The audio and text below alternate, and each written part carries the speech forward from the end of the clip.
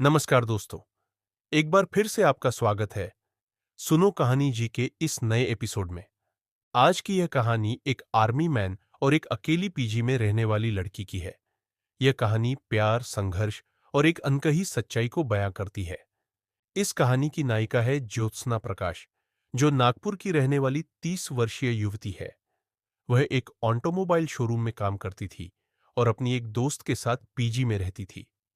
2 साल पहले उसकी मुलाकात एक नौजवान से होती है, जो धीरे धीरे उसकी जिंदगी का हिस्सा बन जाता है।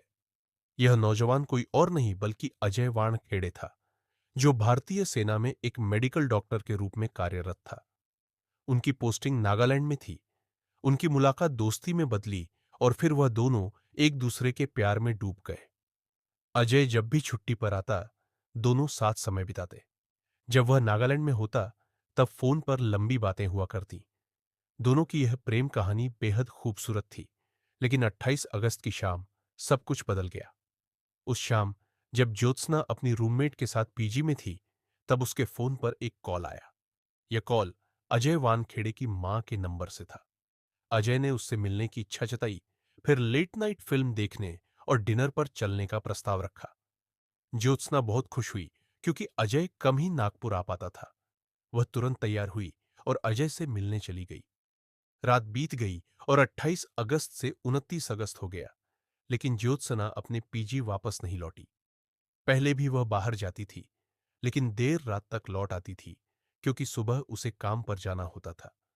जब वह पूरी रात नहीं आई, तो उसकी रूममेट चिंतित हो गई। उसने ज्योत्सना के मोबाइल पर कई बार कॉल किया। घंटी बज रही थी, लेकिन कोई जवाब नहीं मिला। सुबह हुई, फिर भी ज्योत्सना नहीं लौटी। उसकी रूममेट ने शोरूम में पता किया कि क्या वह काम पर गई है, लेकिन वहां भी उसका कोई अता पता नहीं था। ज्योत्सना हमेशा बहुत जिम्मेदारी से काम करती थी और बिना बताए गैर हाजिर नहीं रहती थी। यह देख उसकी दोस्त और भी परेशान हो गई और पहली बार ज्योत्सना के घर वालों को फोन किया। चूंकि दोनों साथ रहती थी, इसलिए एक दूसरे के इमरजेंसी नंबर उनके पास थे। घर वालों को जब यह खबर मिली, तो वे तुरंत नागपुर पहुंचे और पुलिस स्टेशन जाकर गुमशुदगी की रिपोर्ट दर्ज कराई। लेकिन पुलिस ने इसे गंभीरता से नहीं लिया। उन्होंने सिर्फ औपचारिकता के तौर पर रिपोर्ट लिखी और कह दिया कि 30 साल की लड़की समझदार है, कहीं दोस्तों के साथ गई होगी और लौट आएगी। घर वाले भी यही सोच रहे थे कि शायद ज्योत्सना वापस आ जाएगी, क्योंकि उसका मोबाइल अब भी बज रहा था। लेकिन उन्हें नहीं पता था कि उनकी बेटी की जिंदगी में कोई बड़ा मोड़ आने वाला था। 20 दिन बीत गए। 28 अगस्त की बात थी, लेकिन अब तारीख लगभग 20 सितंबर के आसपास पहुंच चुकी थी, पर ज्योत्सना का अब तक कोई पता नहीं था। घरवाले बेहद चिंतित थे। अगर वो कहीं गई होती, तो कम से कम एक बार कॉल या मैसेज तो जरूर करती, मगर न कोई कॉल, न कोई मैसेज, और अब तो उसका फोन भी बंद आने लगा था। परिवार की चिंता अब डर में बदल रही थी। आखिरकार 20 दिन तक इंतजार करने के बाद वे पुलिस के पास पहुंचे और उसकी गुमशुदगी की रिपोर्ट दर्ज कराई। गुस्से और बेचैनी में उन्होंने पुलिस से सवाल किया, साहब, इतने दिन हो गए, आपने अब तक उसे खोजने की कोशिश क्यों नहीं की? पुलिस को भी अब इस मामले की गंभीरता समझ आने लगी। एक पढ़ी लिखी बालिग लड़की अचानक गायब हो जाए और 20 दिनों तक कोई सुराग न मिले, तो मामला सामान्य नहीं लग रहा था। कहीं यह किडनैपिंग का केस तो नहीं? और अगर आगे चलकर यह कोई हाई प्रोफाइल मामला निकला, तो पुलिस की मुश्किलें और बढ़ सकती थी। दबाव बढ़ा और पुलिस ने 20 दिन बाद आखिरकार ज्योत्सना की किडनैपिंग का केस दर्ज कर लिया। अब पुलिस ने गंभीरता से जांच शुरू की। सबसे पहले ज्योत्सना के मोबाइल का लोकेशन ट्रैक किया गया। हैरानी की बात यह थी कि यह काम 20 दिन पहले भी किया जा सकता था, लेकिन अब जाकर पुलिस ने इसे खंगालना शुरू किया। जांच में जो सामने आया, वह और भी चौंकाने वाला था। ज्योत्सना का मोबाइल 28 अगस्त को नागपुर में एक्टिव था, 29 अगस्त को पुणे, फिर 30 अगस्त को किसी और जगह। लगातार महाराष्ट्र के अलग अलग शहरों और जिलों में उसकी लोकेशन ट्रेस हो रही थी। यह देखकर पुलिस उलझन में पड़ गई। क्या वो अपनी मर्जी से घूम रही थी? अगर हां, तो उसने अपने घर वालों से संपर्क क्यों नहीं किया? कहीं किसी लाश या किसी गुमशुदा लड़की की रिपोर्ट से भी कोई मेल नहीं बैठा? पुलिस के पास अब भी कोई ठोस जवाब नहीं था। इस बीच घर वालों की बेचैनी और बढ़ रही थी।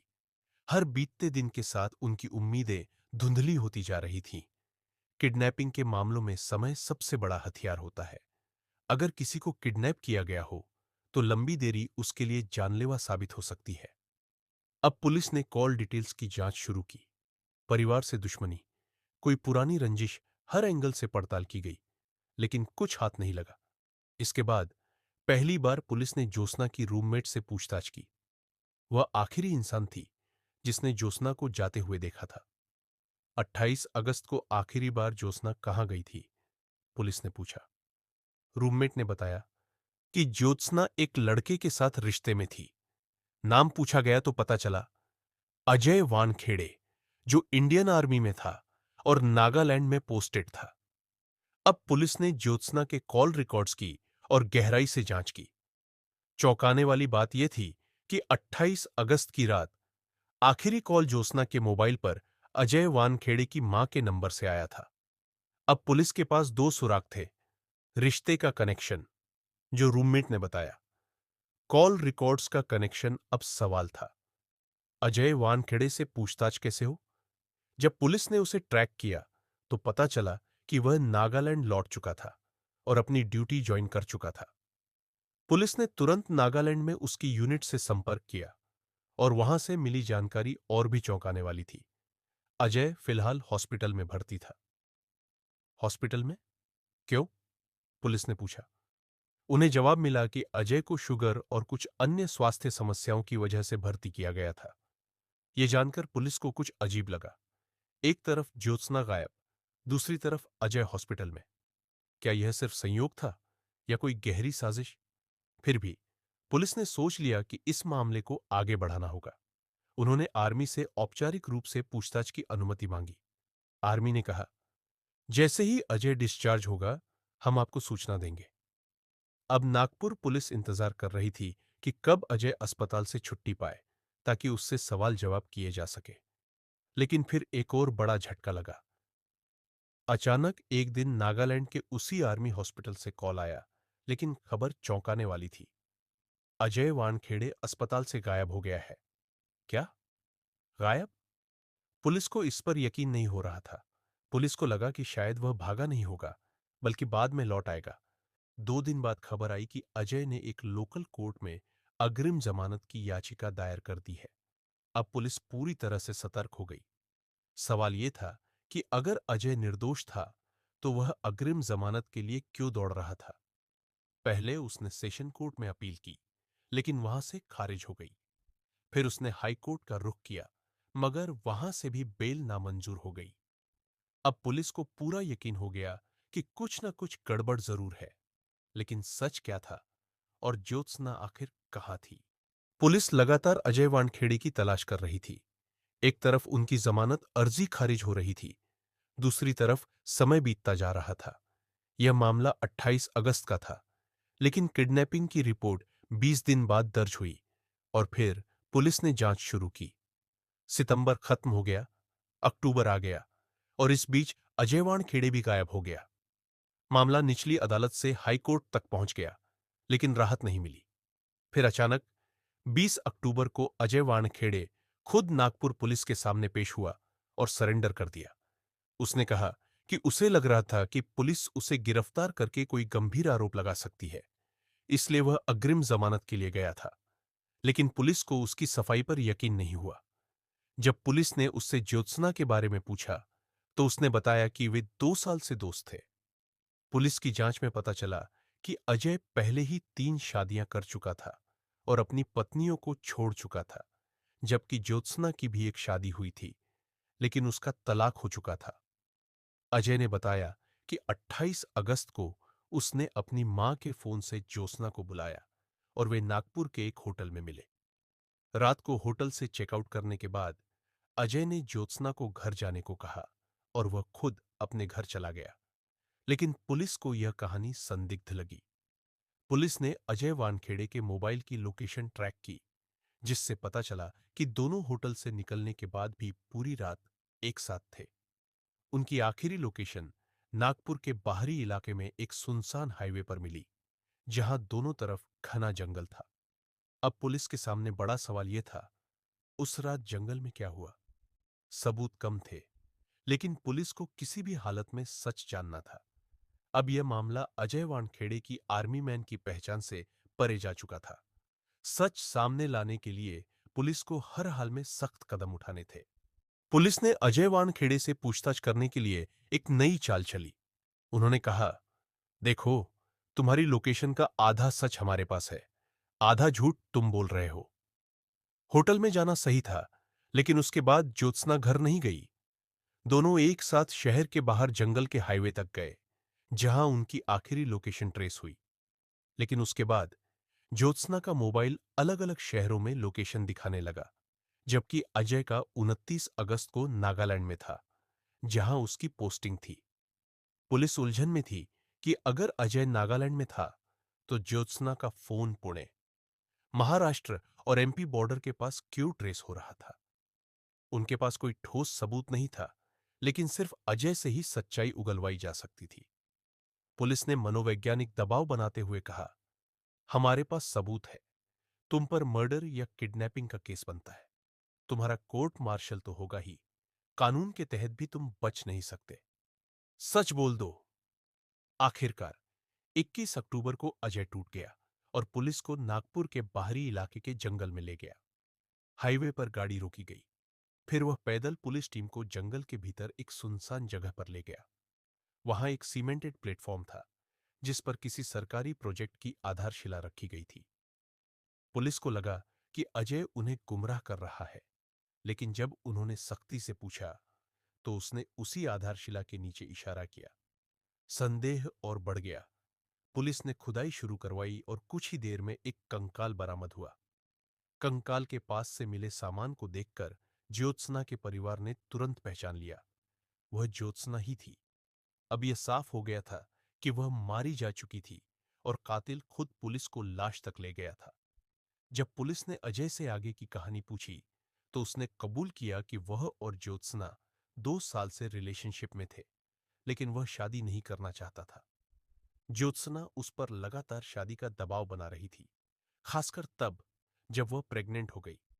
उसने धमकी दी कि अगर अजय ने शादी नहीं की, तो वह उसके आर्मी अफसरों से शिकायत कर देगी और उसकी पूरी जिंदगी बर्बाद कर देगी। डर और गुस्से में आकर अजय ने एक खौफनाक फैसला लिया, ज्योत्सना को हमेशा के लिए रास्ते से हटाने का। और फिर 28 अगस्त की उस रात जो हुआ, वह एक दर्दनाक अपराध की दास्तान बन गई।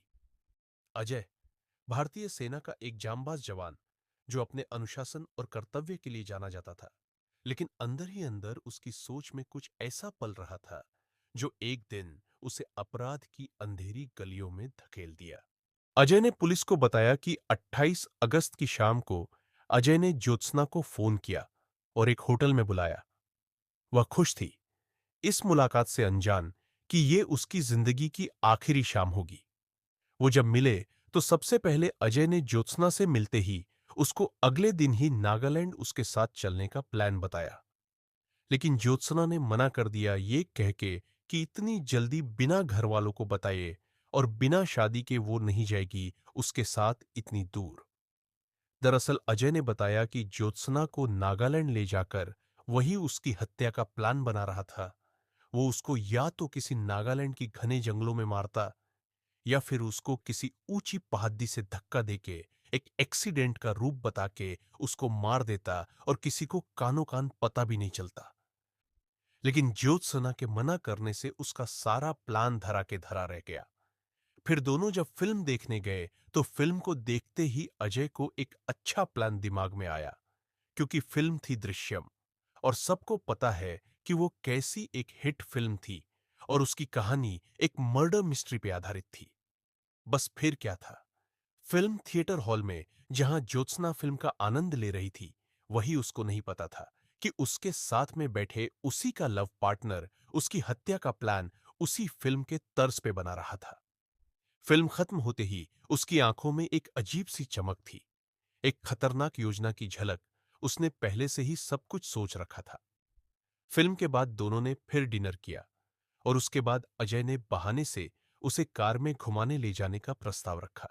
घूमने के प्रस्ताव पर अजय ज्योत्सना को शहर से बाहर के हाईवे पे एक सुनसान जंगल के पास गाड़ी ले गया। रात का अंधेरा घिर चुका था, सड़कें सुनसान थीं और अजय का दिमाग अपनी साजिश को अंजाम देने के लिए पूरी तरह तैयार था।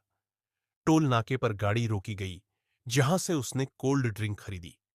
उसकी जेब में पहले से ही नशीली दवा थी, जिसे उसने धीरे से कोल्ड ड्रिंक में मिला दिया। कुछ देर बाद ज्योत्सना की आंखें भारी होने लगी और फिर वह बेहोश हो गई। गाड़ी को एक वीरान जगह पर ले जाकर उसने ब्रेक मारे। अंधेरी रात में सिर्फ हवा के चलने की आवाज थी। उसने ज्योत्सना को कार से बाहर निकाला और बेहोशी की हालत में ही उसका गला घोंट दिया। जब यकीन हो गया कि उसकी सांसें थम चुकी है, तो वह उसकी लाश को अपने कंधे पर उठाकर जंगल के भीतर चला गया और अंदर घने जंगल में वो लाश को ठिकाने लगाने के लिए एक सही जगह ढूंढ रहा था। तभी उसकी नजर एक आधारशिला पे पड़ी और फिर उसने उसी के नीचे खुदाई शुरू कर दी और लाश को ठिकाने लगा दिया। सबूत मिटाने के लिए वह पहले से तैयार था। गाड़ी की डिक्की में सीमेंट, कुदाल और प्लास्टिक शीट रखी थी। उसने जमीन में एक गड्ढा खोदा, लाश को अंदर रखा, मिट्टी से ढका और ऊपर से सीमेंट डाल दिया। फिर पास की झाड़ियों को उखाड़कर सीमेंट पर रख दिया, ताकि ऐसा लगे कि वहां कभी कुछ हुआ ही नहीं। ज्योत्सना का मोबाइल अब तक उसके पास था और यह आखिरी चाल चलने का समय था। से लौटकर उसने टोल नाके के पास गाड़ी रोकी। उसने एक लंबी दूरी के ट्रक पर नजर डाली, जो नेशनल परमिट के तहत कई शहरों से होकर गुजरने वाला था। अंधेरे में चुपचाप उसने ज्योत्सना का मोबाइल ट्रक में फेंक दिया। अब पुलिस जब भी उसके मोबाइल की लोकेशन ट्रेस करती, तो लगता कि ज्योत्सना जिंदा है और अलग अलग शहरों में घूम रही है। लेकिन असलियत कुछ और ही थी। वह तो कब की इस दुनिया से जा चुकी थी। लगभग 2 महीने बीत चुके थे। अब उसे एक पुख्ता बहाना चाहिए था, ताकि किसी को उस पर शक न हो। अगले ही दिन वह नागालैंड के लिए रवाना हो गया और सीधा अस्पताल में भर्ती हो गया। डॉक्टरों से कहा कि उसे पिछले 2 दिन से बहुत तेज बुखार और शुगर की समस्या हो रही है। अस्पताल के रिकॉर्ड में उसका नाम दर्ज हो गया। अब अगर कभी किसी को उस पर शक भी होता, तो वह साबित कर सकता था कि घटना के वक्त वह नागालैंड में था और बीमार था। अजय को लग रहा था कि उसने जो प्लान बनाया था वह परफेक्ट था। लेकिन अपराधी कितना भी चालाक क्यों ना हो, वह कहीं ना कहीं गलती करता ही है। पुलिस धीरे धीरे कड़ियों को जोड़ रही थी। मोबाइल ट्रैकिंग से पता चला कि ज्योत्सना की आखिरी लोकेशन उस ट्रक की नहीं, बल्कि टोल नाके के पास ही थी, जहां अजय की कार भी देखी गई थी। उसके अस्पताल में भर्ती होने की टाइमिंग भी संदिग्ध थी। आखिरकार पुलिस ने उसे गिरफ्तार कर लिया। अब अजय पुलिस की कस्टडी में था। हर सवाल के जवाब में वह घबरा रहा था। सोचा समझा प्लान, जो उसे बचाने के लिए था, अब उसी के खिलाफ सबसे बड़ा सबूत बन चुका था। दोस्तों कहते हैं, कोई भी अपराध परफेक्ट नहीं होता, और अजय की कहानी इसका सबसे बड़ा उदाहरण बन गई। कोई कितना भी चालाक क्यों ना हो, आखिर में पकड़ा ही जाता है। एक कानून का रखवाला खुद ही कानून हाथ में ले लिया, और फिर अंजाम सिर्फ बर्बादी मिला, और अब बाकी की जिंदगी सिर्फ जेल के काल कोठरी में बीतेगी। वो कहते हैं ना कि बुरे काम का बुरा नतीजा। दोस्तों, इस कहानी को लाइक, शेयर और कमेंट जरूर कीजिएगा कि ये कहानी आपको कैसी लगी। अपना राय जरूर लिखिएगा नीचे के कमेंट बॉक्स में।